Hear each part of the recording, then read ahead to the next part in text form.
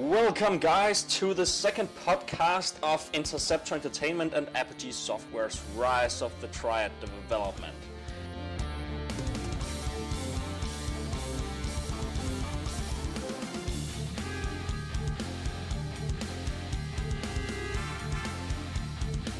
Today's topic is rebooting a classic, and today I have a few very interesting guys with me. First of all, I have Dan Lutter, CEO of Apogee. Hello. And we have Terry Nagy, the CCO of Apogee Software. Yo. And with me I also have my COO of Interceptor Entertainment, Khaled. Hey, what's up? And I have my lead 3D artist, Nick Quackenbush, with me. Hello. And later on, we're also going to be joined by our marketing director, Dave Oshry. My name is Frederik Schreiber, and I'm the game director on the project, and let's get started!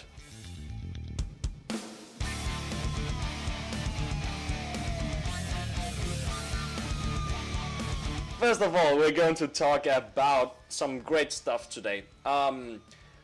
We're going to talk a bit about the publisher-indie developer relation in the video game industry today. And first of all, I'd like to throw the ball to Dan to talk a bit about how a publisher that is pretty much starting from ground zero again decides to select these new and upcoming indie developers to basically work on these legendary franchises. Okay, yeah. Yeah, Apogee is really happy to be working with Interceptor, a fairly new developer on this project. And as everybody knows, Apogee's been it's a pretty old name in the market, and we're really excited about some of the changes in the industry that allow us to do what we're doing today. Not too many years ago, of course, with the console market and the rise of the big publishers, that made it virtually impossible for independent developers to come out with new ideas, new concepts, and succeed in the market, because very large publishers had to bankroll the licensing and the cost of goods and everything to be able to publish to a console. Well, we're really happy that the digital market is stormed back. This is Apogee's roots. Apogee was founded, back in the age of the bulletin board distribution, and created what they call the Apogee model. But now we're back with the advent of digital distribution coming back, and we're working with Interceptor, and we can actually develop and deliver games more cost effectively through digital distribution, and we've got a lot of latitude in taking our classic titles and doing remakes and actually throwing some really cool updates in there with our team. So we're really happy to be working with Interceptor on this project. So basically, what was it that made you guys decide to, instead of start out with a lot of smaller projects, you basically decided to start out with at least a AAA looking game in both graphics and content? Why did you start out with a bigger game like this instead of just doing smaller games, like basically how Apogee started in the first place?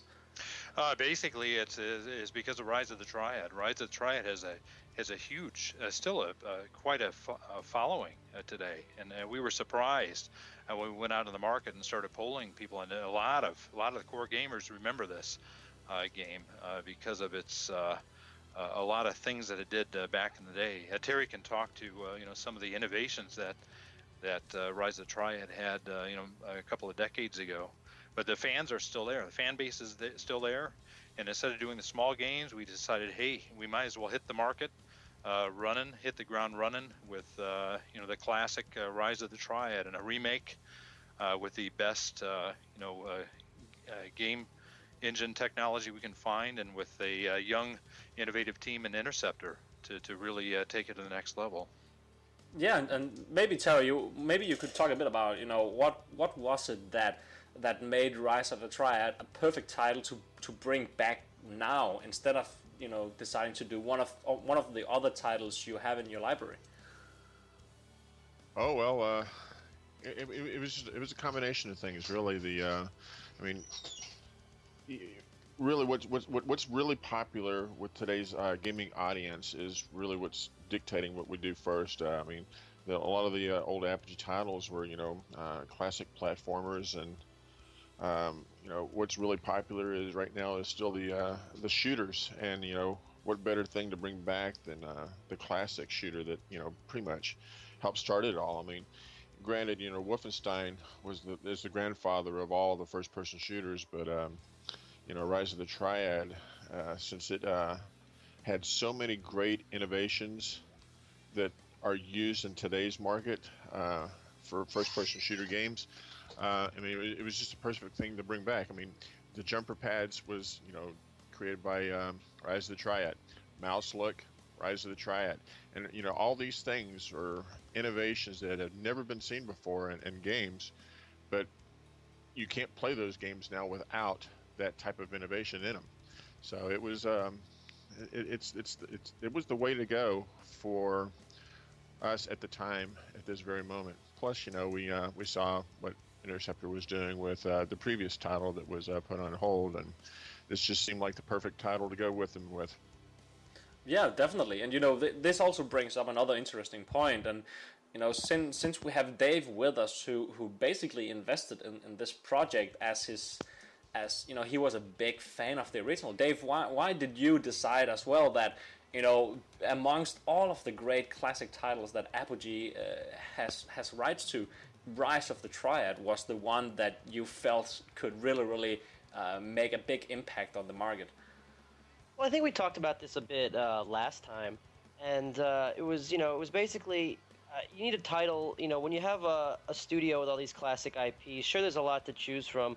But when you've got a studio like Interceptor, that's a new studio looking to prove itself, I thought one of the games that Apogee had to have that perfect combination of potential to sell big and something that fit right with your talents and Interceptor's talents.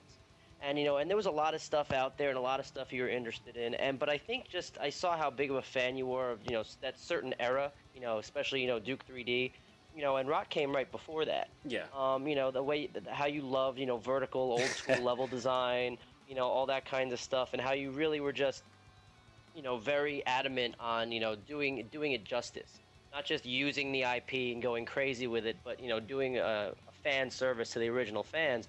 And when I brought up Rise of the Triad, I didn't know what you guys were going to say. I mean, obviously now we talk about it like it was like some some great epiphany we all had, like, holy shit, Rise of the Triad, yes, let's do that. But I didn't, for all I didn't know that I didn't know that Terry and the guys had the rights to it fully, and I didn't know that you were such a big fan.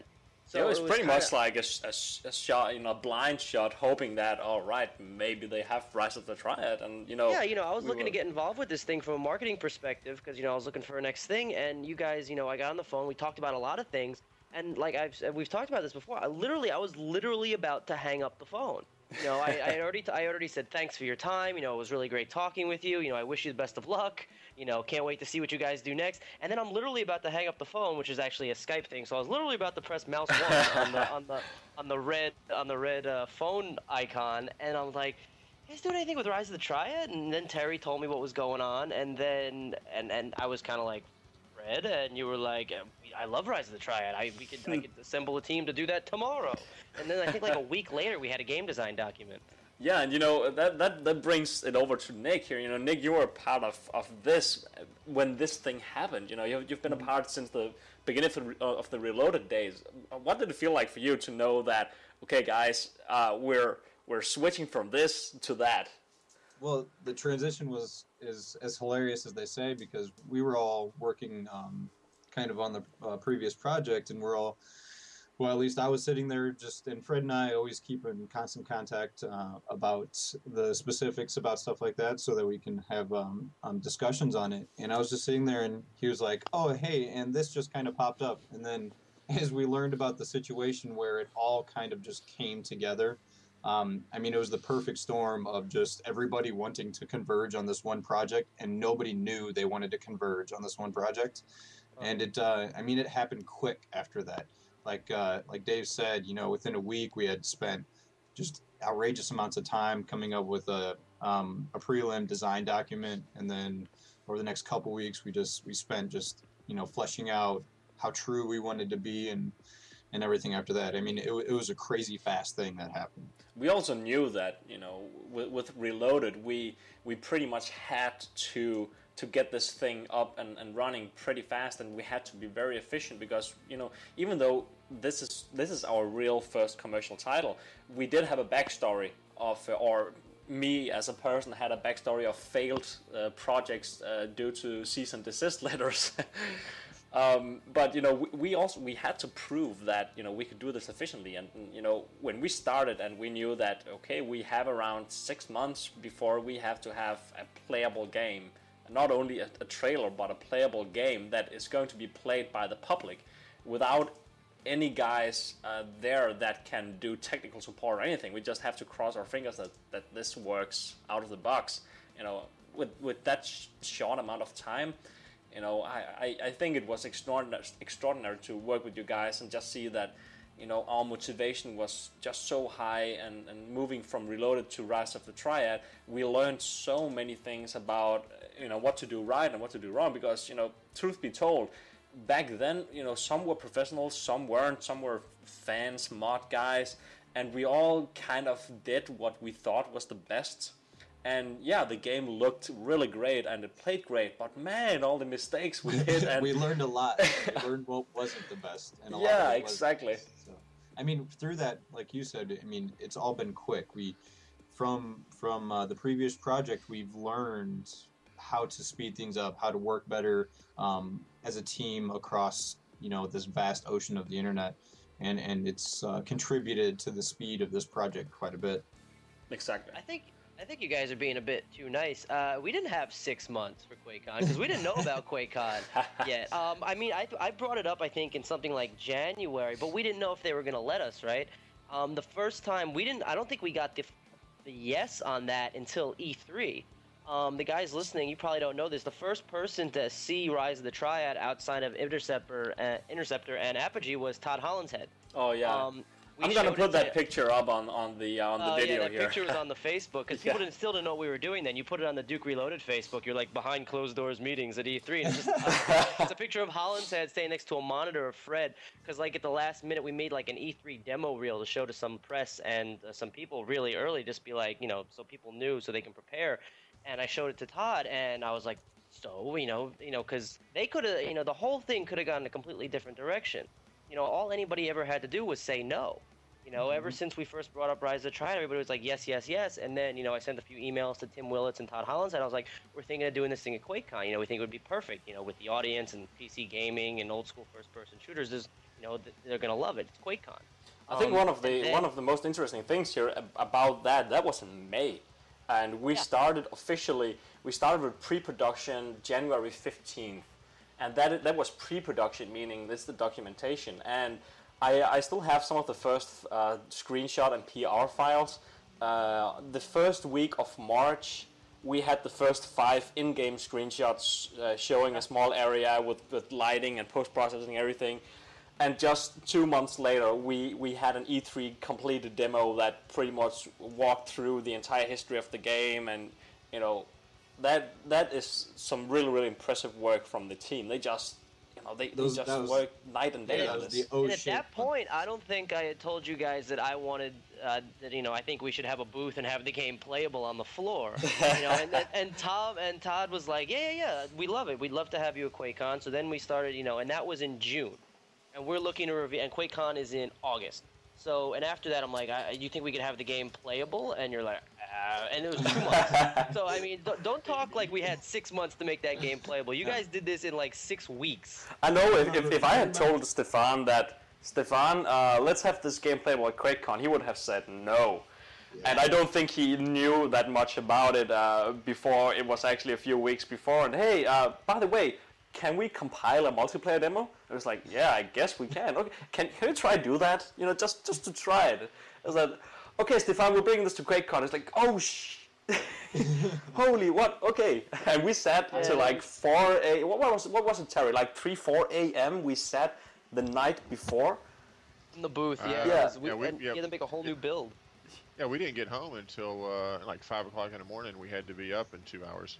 Yeah, and I remember, we were Dave, we were a lot of guys, Jace, George from Origin, and Trent as well, and we were all sitting. I think it was like 1 or 2 a.m. and slowly people were starting to disappear. Hey, I'm gonna go to bed. I'm gonna get home, and the very last guy left was Terry, and I was just sitting on Skype. And Terry was just there for moral support. He was just sitting there and patting my back and giving me a massage and stuff like that, while I was about to... Wait a minute now, let's keep going in.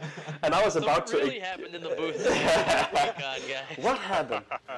But yeah, I was about to explode because every time... Wait a second, don't be saying that. So he was giving you a massage, you're about to explode.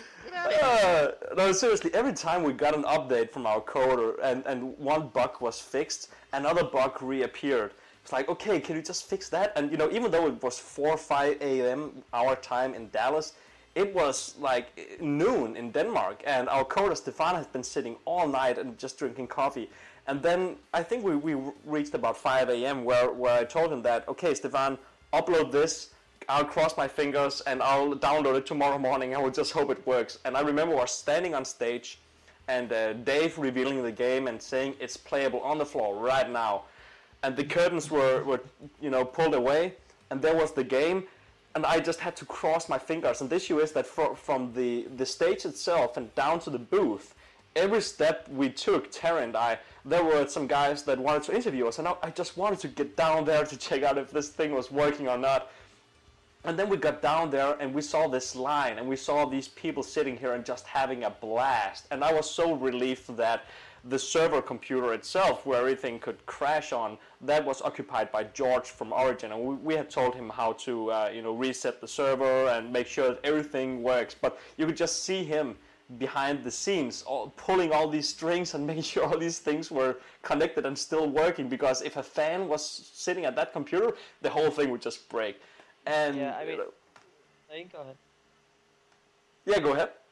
I was gonna say, people have no idea. Like, they saw, okay, we revealed, we showed the trailer, the game was playable, it was on the floor. People have no idea that we were up till 5 and the game wasn't working the night before. The fact that we finished cutting that trailer, I think, the night before.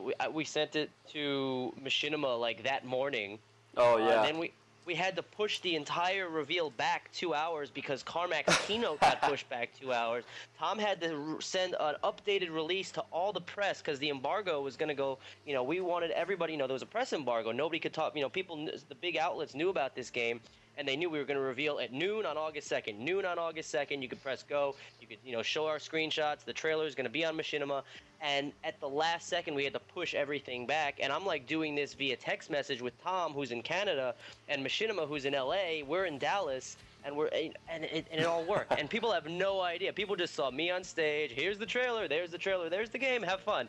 Nobody has any idea that we did all this at the 11th hour, and it's it's nothing short of a miracle that it all worked. Well, it wasn't just the 11th hour, we were so spread out. I think Fred tallied the last amount, and we have people in 17 countries working on this game. That is insanity.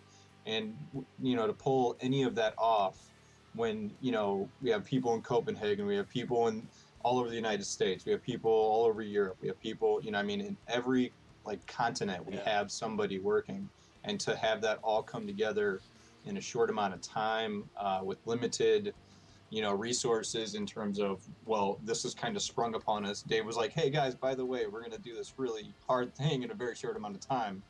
Thanks for that, by the way, Dave. And then it all came together, and it was pretty amazing. And just on my end, I was watching it from Skype. I was working with everybody as much as I could to get, things going and seeing the hustle and bustle and then hearing the updates. And I know I wasn't there, but the stress level over here. You guys were there spiritually. It was amazing. Just, all of us had our phones open on Skype and just see all the messages, because I remember that Eric, our system administrator, he posted a link to it was a live stream that another gaming magazine was running, right? That some of you guys were watching. where they were actually recording these things live, and you could see this live stream. Hell, oh, there they are. There's Dave, and there's the booth, and that was pretty much the only way you guys could see this live, because we didn't have any we didn't have people enough to actually do live streams and connections that could do it and stuff like that. Yeah, the Wi-Fi in the QuakeCon itself was terrible. Yeah. I mean, it was great LAN, but it's not like I could plug a network cable into my phone. And I think where we're using my phone is like a wireless hotspot to download the builds from Denmark. Yeah, we did that. Oh my god! I had my phone plugged into a charger, and I barely had 4G. So oh my god, the download speeds were so slow. It was like hours, and this is like, you people have no idea. Now you know. I was texting with Fred while he was live on my TV in my living room. And then, there you go. Yeah. There you go. Hey, but it's kind of cool, Yeah, I was like. And she was like, "Oh, it's Fred," and I'm like, "Yeah, that's Fred. He's back. He's just standing there, and he's about to promote the game." And then everyone just sat down, and it was like we were watching like the most exciting thing ever. Yeah. Well, I was making comments. This is Dan, you fans out there, but I was making comments at the beginning about the how digital distribution has come back, and history has kind of repeated itself. We're back to 25 years ago, and it's kind of cool, and it's allowing us to do things like we did back in the day. But this time with new technologies, new engine technologies, new communication technologies, where we can have this virtual team around the world, and everybody can communicate and on top of things. And I always like to say the sun never sets on Rise of the Triad, because we got somebody in a country someplace working on this game every minute of the day around the clock, and it's kind of cool, and it's anyhow. That's a very unique thing, and coming back to Khaled, you're the one on this team that actually we have people on the team that have been working on some big companies before, but you're actually the only one that actually had a management role in on Killzone 3 at Guerrilla Games, working with cinematics. How was the experience for you to get from that kind of team and kind of settling down and going back into indie development, and especially with a team that is remote? Yeah, it's a crazy experience, because I still remember the first time we hooked up, because I was knee deep into work of Killzone, and I remember I had to travel 2 hours to the office and 2 hours back, but still I was missing something in my daily work at Guerrilla Games, and it was the fact that it was such a controlled environment. We had a publisher, Sony, and they told us basically what to do. And at the company, everyone was just a gear, like a big clockwork, and you were just doing what you were told to do. So that's when I read somewhere you were going to do this, this crazy remake of Duke Nukem, and I was like, this is the thing that I'm looking for. And I remember I contacted you. Like the first email I sent out, you just responded, and we were actually chatting in the train. You gave me a phone yeah, call. I remember that. I was traveling back. It was night, and I was tired. I just, got off of work, and then we were just talking. Like, you were explaining me your plans, and you were like, "Yeah, I'm sure we can do this." And I'm now working on getting a team together, and that's when I was like, you know what, let's just do it. Like whatever spare time I have left, and even during office hours, let's just try to get this thing together.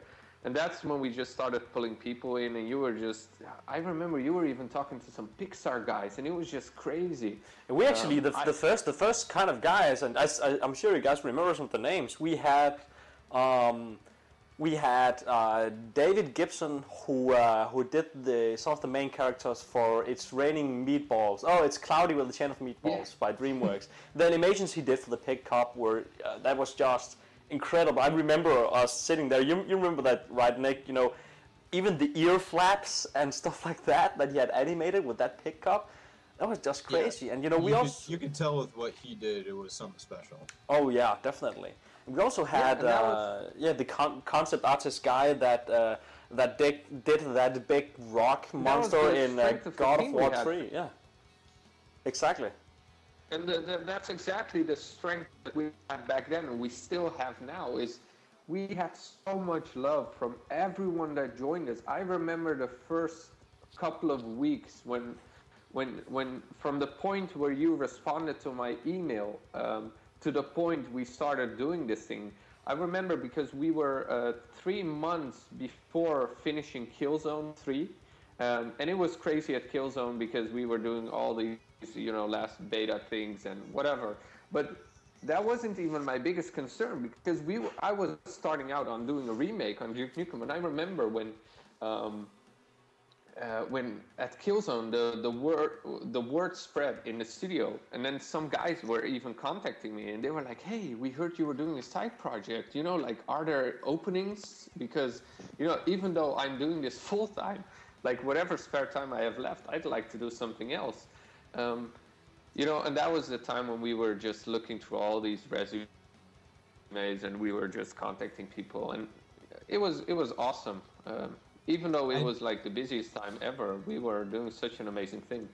I think, when we started with the previous project, I felt that the reason why we are here recreating Rise of the Triad is because that Fred had set up a foundation with our previous project where we were going to be, at least we were going to act like a AAA studio in terms of structure. So there's strong management. There was going to be, we were going to have, focused development. I think there's a lot of nice things about having relatively unfocused development in terms it lets your creative freedom flow, but that also presents a lot of problems in that it's very hard to get focused when you have a team that's spread, across the world. So, Fred had set up a very amazing foundation with the previous project that has translated and has definitely evolved into what we use today with Rise of the Triad. And I truly think that's one of the reasons why we have any success is because, we all have clearly defined roles and everything. There's lots of discussions on, where management should and shouldn't be within, a creative place like this, but across a team that's so spread out, having the strict but kind of friendly atmosphere is a reason for our success. Yeah, and also from just the partnership between Apogee and Interceptor. I mean, we're very agile, and we're not a big publishing house that needs board meetings and budget reviews and green light meetings and all this stuff. Hey guys out there, people out there, this is the green light committee on this podcast right now. And we get together on the phone and say, hey, does this sound cool? Yeah, that sounds cool. Let's do it. Let's get it done by Tuesday. I mean, that's the way things happen around here, which is cool. I mean, we can get down to creating games that the fans want without a lot of bullshit. I think that's a huge part of the strength on working on something like this is that the primary issue I saw before we started the Reloaded project was that when you start working on something like that, you get automatically put into this box of a mod team that tries to do something extraordinary. We know the guys that, for instance, Black Mesa, you will be put into that box that these guys are grasping too much. They won't be able to finish it in time, and it will take X amount of years before they have anything. And besides making sure that I got, extremely talented guys like Nick and Khaled on board on this, it was also extremely important that we wanted to prove these guys wrong, because there is one aspect of pretty much every single total like TC and mod out there that most people are missing, and that is the importance of true game direction and management. Management is such a huge part of it, making sure that you have a strong foundation before you start these projects, because pretty much all of these projects are remote teams, remote guys working together, meeting up on ModDB or on different forums and just getting together and figuring out that they want to create this mod or game. And with management that is both strict but also very open and very open for suggestion and creative and very agile and flexible, I believe that we could create something extraordinary. And with that project, we had something ready within 6 months, and when I traveled to Gearbox, we already had multiplayer beta running, and we had most of our weapons ready, and I think that was the foundation that really brought us together, and that is so different from localized studios, where in localized studios you usually you get your task, you sit at your desk, and maybe you have a weekly meeting where you present your task, but when you're working with maybe 100 other people on these big projects, you don't get to get instant feedback all day, every week on what you're working on. You're pretty much working on your own thing, and then you present it, and you don't get that motivation through feedback and critique as you get on a project like this, because we're pretty much running what some would call a AAA looking and feeling game, but we're running it as a small family, where every time someone posts a small update, everyone can get in there and comment on it, and that brings motivation to a much higher place than in most localized studios. And we can make really quick decisions. Exactly, it's very agile. It doesn't take weeks or months to make a decision here. I mean, the decision can be made within hours.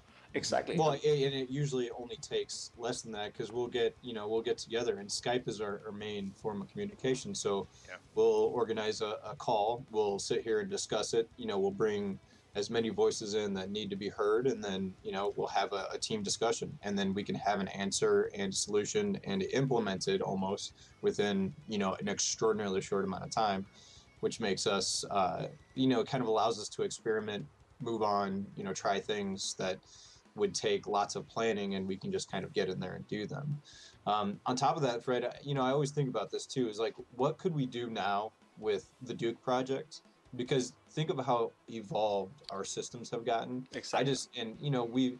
We when we started Duke, like you said earlier, a lot of us were kind of it was a very hobby project, and it has definitely evolved into something completely different with our task management system and our bug system, and it always makes me wonder, is like, if we went back and did Duke, I'm just so curious as to what we could do with that in terms of how fast and the level of quality we could put out. So definitely, and I agree. I think it was for the better that we switched focus on this project instead, because Duke Nukem was a very important project for us, but we have covered what happened back then.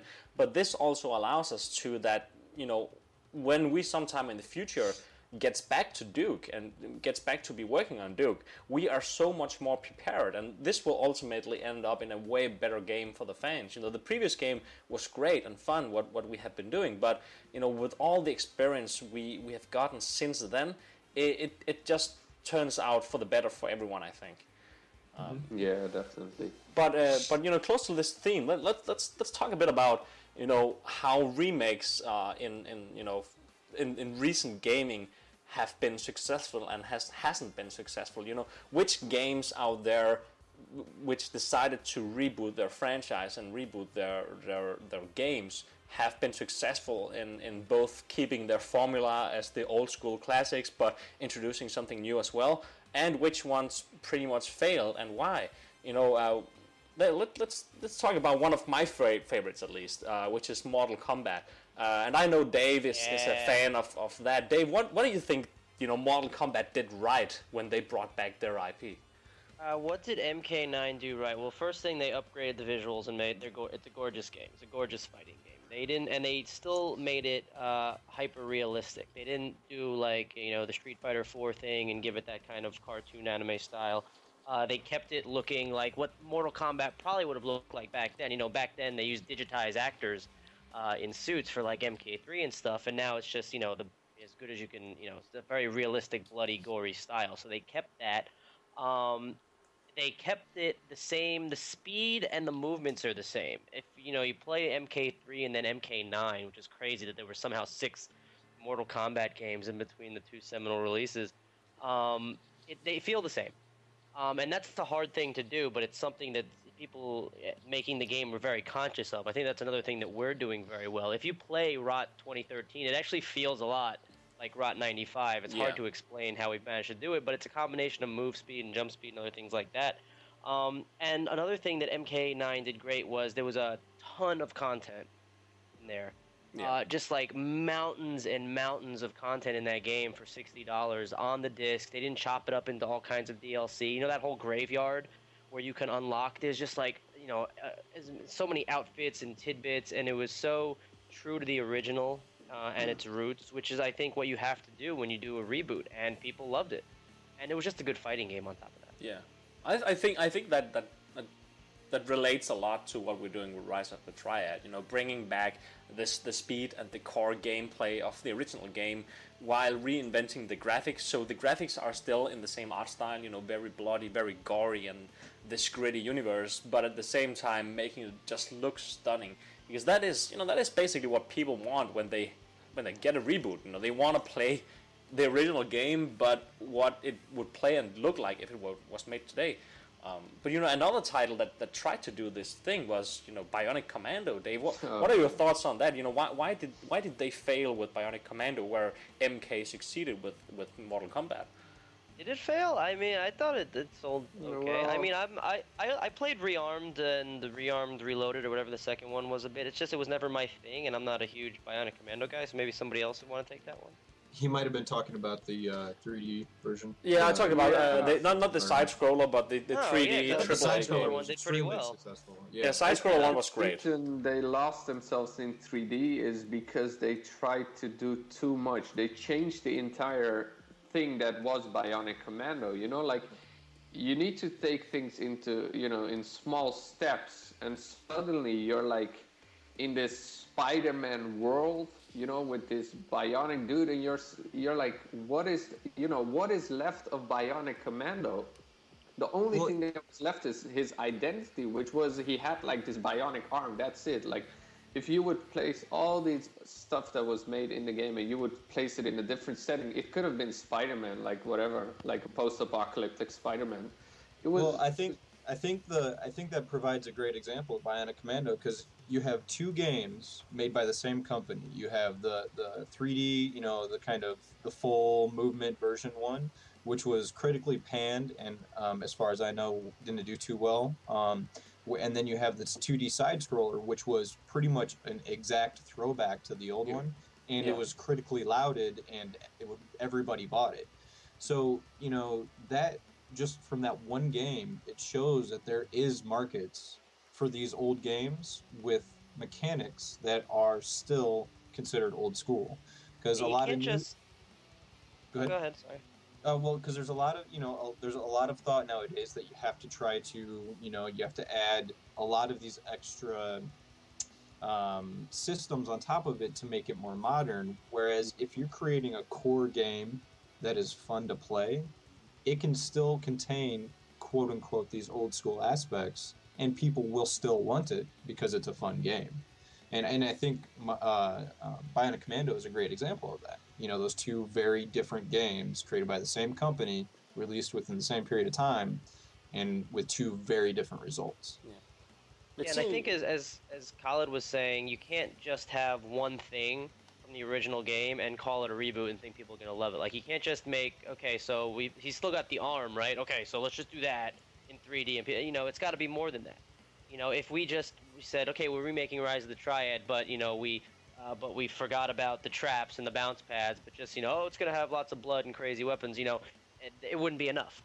It has to be more true to the original than that, or else people won't dig it. They'll say, This isn't Bionic Commando. This isn't Rise of the Triad. This isn't Mortal Kombat. This is a shell of what the older game had more than this. Why can't you do this? So you can't be based off a gimmick or one tenant from the original game. It's got to be more than that. It's all got to be there. And I think that's why people are digging what we're doing, because we're not just making a first-person bloody shooter and calling it Rise of the Triad. We're actually remaking Rise of the Triad, and every single thing came with Rise of the Triad is going to be in our game, or else the fans wouldn't dig it. The call us out immediately. And I think the thing that a couple of years ago, someone gave a seminar about game aesthetics. I'm not sure which company it was or who it was, but that's it just stuck with me. And I think up until we were working on Rise of the Triad, it didn't make sense. But when we started working on Rise of the Triad, it finally made sense. Like, what is game aesthetics? It's the core thing of a game. Game aesthetics is what makes a game, be unique and, be nice to a certain, appealing to a certain market. And the game aesthetics of Rise of the Triad is something we really managed to capture with remaking this game, because it's all about this old school shooting. And, Dave, as you pointed out before, it's all about the movement, the type of movement, the way of, you jump and the way you shoot and how a weapon feels, but also the environment, the enemies, the storyline. And this is all the things that come together. And I think that's what most of these companies fail with when they try to do remake.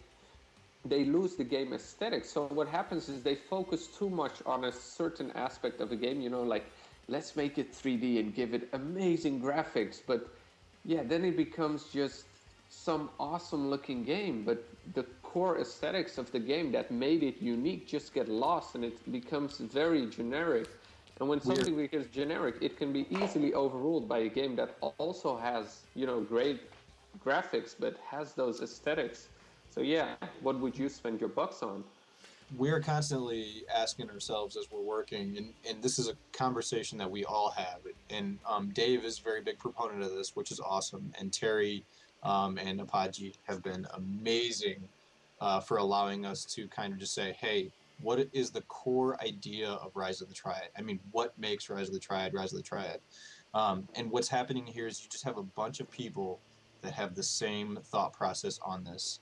And what's happening is this game's coming together, and it's just got, all the crazy things Rise of the Triad has, and you have a bunch of people that really want that to happen. And I think that's going to contribute to the overall success of it, is that we're just kind of like-minded about, we're going to maintain Rise of the Triad, and we're not going to try to butcher it. We're not going to try to convert it into this new age thing. We're going to bring it up to date. We're going to make it, streamline it where it has to streamline. But we're going to keep it definitely Rise of the Triad. This brings a great point. From a business standpoint and the industry itself, the whole remaking trend is pretty much very popular at the moment. You see a lot of different Kickstarter games and Kickstarter projects where previous old classic IPs are getting remade.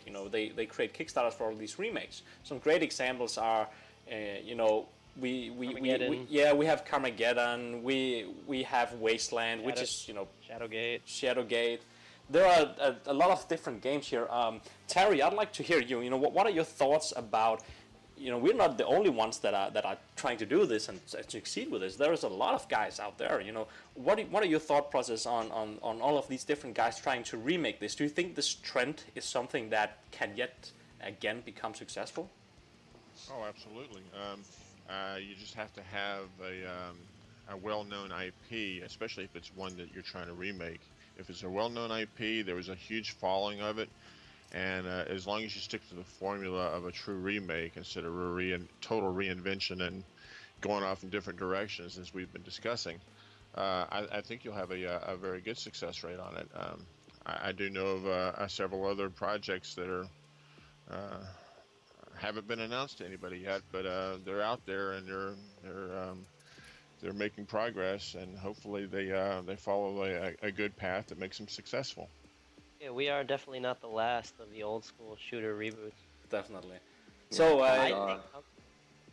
here on the Falling Robe, I'd like to end up with each one of you, maybe mentioning what other remakes besides our own game that you're looking most forward to. Dave.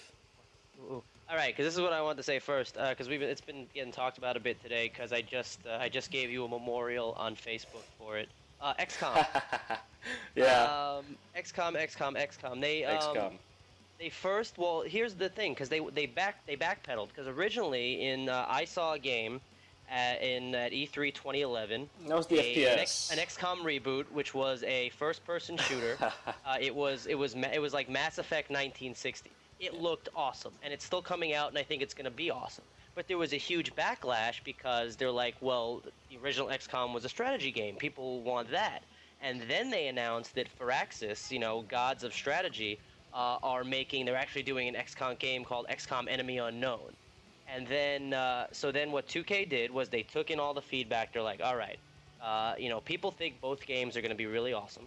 But, there's a lot of people from the old school tenants who are saying, we want a strategy game. This is, XCOM is not a first-person shooter. So they flipped them. They delayed XCOM, the FPS, indefinitely until it was finished. And they focused on getting the strategy reboot out first. And they did. And it was awesome, and it's a lot of people's candidates for one of the game of the year, and they did it completely right. Very successful game. Yeah, I loved it. I played. I put about 25-30 hours into that game, and it's got it's not the same as the original. It's not as complicated as the original, but it's at its core, it is XCOM. Yeah. They simplified it a bit, but they made a great PC strategy game that everybody can get into, and at its core, it's just as hard, as unforgiving as the original XCOM was, and everybody liked that they got the strategy game out first because it's a true reboot instead of a full re-envisioning. Had they have come out with the first-person shooter first, I think it would have been a big, people would have had issues with it. They said, well, where's the strategy game? How do we know that you people actually care about XCOM as a brand and as a franchise? If you're putting the Firaxis strategy game on the back burner and you're touting this big first-person shooter. So I think it's important that they managed to actually satisfy the core fans first, and then afterwards open their minds for a new game, maybe a first-person shooter, to make sure that, okay, we got our thing, we got our tactical thing, okay, now they can have their fun with a new direction of a next XCOM game.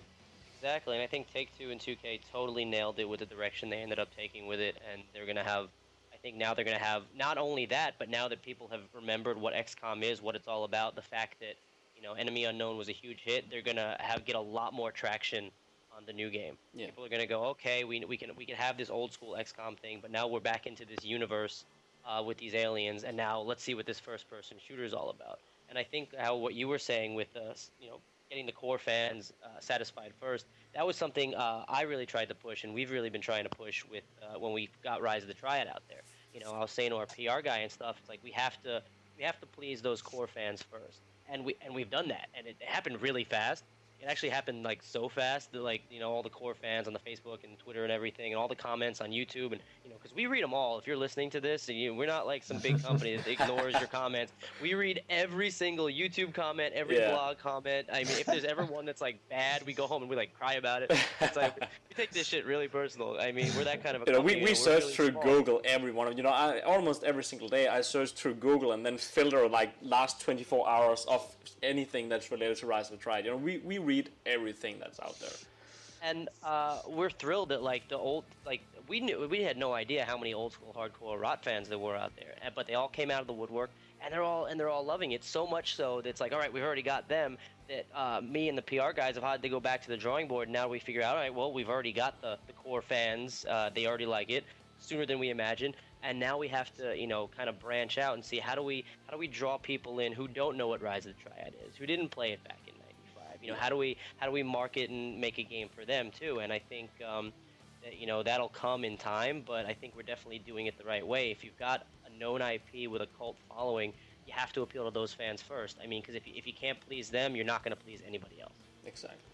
And Nick, what is your favorite remake that has been recently released or is going to be released soon?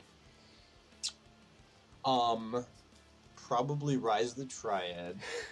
Of course. No, to be honest, I love video games. It's it's crazy weird, and I know everybody says that, but it's in my DNA. So what excites me more than just a single remake is seeing this kind of resurgence of ideas. Is that you can make a game that doesn't have to conform to what the particular publishers want, that you have the option and the ability to kind of make a game and get it out there that's going to be a challenge at the market that to what a publisher thinks. Yeah. And more so than just saying any one of these games that's possible reboot is going to be great, is that this entire process, like Dan was saying, of digital distribution, the communication that we're capable of doing over a long time or over long distances, all of that coming together to allow for so many different games to just be able to happen. I mean, a combination of, you have your mobile, you have your digital distribution systems like Steam, Good Old Games, all the people that are making headway into allowing people like us to produce games for a relatively niche group of people. That is what that's what gets me going. So. Oh, that's great. And Terry, what are you looking forward to out there? Oh well, I'm gonna go. I'm gonna reach way back into one, and probably go with the game that pretty much launched Apogee back in the day was a Commander Keen remake. Oh yeah. That would be the one that I would really be interested in seeing. That's a dream of all of us, I think. Oh man, it's the Super Mario of PC gaming. That's my we have to childhood sneak right into there. Bethesda late at night and steal the IP. Yeah, we have to steal the IT guys and capture them in a black van and drive them to Denmark. That game has a huge cult following, and I mean, I still go out and go on the Commander Keen forums. I don't ever log on or anything anymore, but there's still people out there talking and wishing and hoping and praying, and I just would really like to see something go along there. I mean, everyone keeps talking about the universe is toast, and hey, I personally would love to see something like that happen. That would be absolutely awesome. How about you, Khaled? We discussed earlier Carmageddon for me. Oh I've been man, waiting so long for Carmageddon. Oh my god. Rise of the Triad of the racing games. Yeah, because as a kid I had like I wouldn't say messed up, but I had quite a liberal youth because I watched Death Race 2000 at such a young age. And then I played Carmageddon, and I was like, whoa, like this is like the movie, except I'm behind the wheel. And I hate how they're talking about violence and all that stuff nowadays, because I grew up normal, I guess, and I was playing like the weirdest games ever. I was playing Carmageddon, I was playing Wolfenstein, I was playing Duke Nukem, I was even playing Leisure Suite Larry at an age when my parents thought it was a normal game. Like, I used to have to hide and play Leisure Suit Larry because your parents do not understand. There's actually no tits in this game. It's all innuendo, I swear. That's why we're the first of one that's a father here, except for Dan, of course. Yeah, but that was my youth, like nowadays when we talk video games, everyone has something to say about video games. You have movies with violence, I mean, come on. And now that Carmageddon is doing a remake, I feel like like they deserve it. They had one of the coolest game ever, and I even played that bullshit German version where you had zombies and green blood. And I was like, what is this? Yeah. So yeah, they deserve it to come back and hopefully just do it like we're doing it and make it as gory as they can, and just give all the fans the game they want, and give all the critics out there just the finger, basically. Like who cares? We're just making the game because we want it to be back. And outside of the publisher, relationship, they can do that. They have the means to do whatever they want to do with it, and that's amazing. And that's why I like the fact that they did the port of their game for the iOS and Android, because that's their way of funding their own games, basically. Like, even though they're doing all these other things to get initial fundings, but that's also a way for them to please the fans, but on the side get initial funding for this remake, and I think it's a wonderful thing they're doing. So yeah, Carmageddon for me. That's pretty awesome. What do you guys think of the new Tomb Raider? I think it's gonna be a great reboot, no doubt about it. I think it's great that they're taking a drastically different direction here, because they did the actual reboot with Tomb Raider Anniversary, just like Halo Anniversary, with high great graphics, the same gameplay as the original. But for me personally, of course, Duke Nukem 3D, that should be the obvious choice for me. But we have been down that path, and maybe that happens someday. Who knows? But besides that, I'm going for Planetary Annihilation. Yeah. That's mostly because there's so many reboots we forget about them. Yeah, I know. Yeah. We can't talk about them all. And Planetary Annihilation is, Total Annihilation and that formula that pretty much was spawned from Command and Conquer. That's pretty much my second favorite game type. The strategy game where you have base building, resource collection, and building armies. If it's specialized small units or if it's big armies of tanks. I love that gameplay formula. It's classic, it works, and that's just my taste. The more modern take on strategy like Company of Heroes. That is a great game, but it's just not to my taste. It's a different style. Like really different style. Yeah. I like the whole base building thing, and because it brings what was great of SimCity and into Warfare. And Planetary Annihilation just looks absolutely awesome, and that would be my pick. Yeah, Plus on top of that, they're great developers, so Uber Entertainment. Yeah, and they pledged well fantastic. over 2 million. Yeah, they've pledged a lot, and their art style just looks pretty awesome. It's great concept video. Exactly. Yeah, but the thing is, didn't you like the remake of Shadowrun? Yeah, the Shadowrun remake. Shadowrun remake was pretty awful. That was one of the, I think it was one of the launch game was titles. Pretty cool. You could run through walls. It was the launch title of Xbox 360, or one of the launch titles, as far as I remember. The first one where you could play cross-play between PC and Xbox. They're actually doing a new version. I think it's on Kickstarter, as far as I remember. Yeah, Shadowrun Returns, but that's a remake of the original. The SNES one. Yeah, exactly. And I think when you get the original gameplay back in a Shadowrun kind of game, that game was cool. It was a great game, and I hope that we'll get a great remake of that. But last but not least, Dan, who's the granddaddy of the business side of things. The granddaddy. The granddaddy of like business. Every podcast, Fred has to call somebody old. Yeah, well, I'm probably the oldest guy on this call, but I was gonna say, because way back in the day, we used to have Pong parties. Pong. That sounds. Remember that game? All right, take back what I said. You are old. That sounds very disturbing. Yeah, if you have a Pong party, you're old. That sounds something from Thailand. Or That's something. Pong with a P, not a B. But we used to have those also. So you'd like to see a Pong remake, right? Combine and it's magic. A Pong remake, that would be pretty awesome. Yeah, a remake of Pong would be pretty cool. But I think using Unreal 3. Using Unreal 3 as a first person exactly, shooter. but using Unreal 4. Oh man. I'm not sure we can capture the aesthetics of Pong because I never actually understood the entire core of the game. I actually think that Take-Two, Take-Two, they're pretty much the closest one to doing a Pong remake with table tennis. Table tennis. Oh, that's what I mean. Amazing. Rockstar, table tennis. That was the game I meant from Take-Two and Rockstar. That game was amazing. I think that's the closest game you'll get to a Pong remake, but that was pretty great. Yeah, just remake Pong and give it HD graphics and just like all the numbers at top are smooth and your square is all smooth and lens flares everywhere. Oh yeah. We can call it Pongs and Bongs. Oh my god. Game design meeting happening right now on the podcast. Oh yeah. Yeah. Hey, this is the Green Light Committee.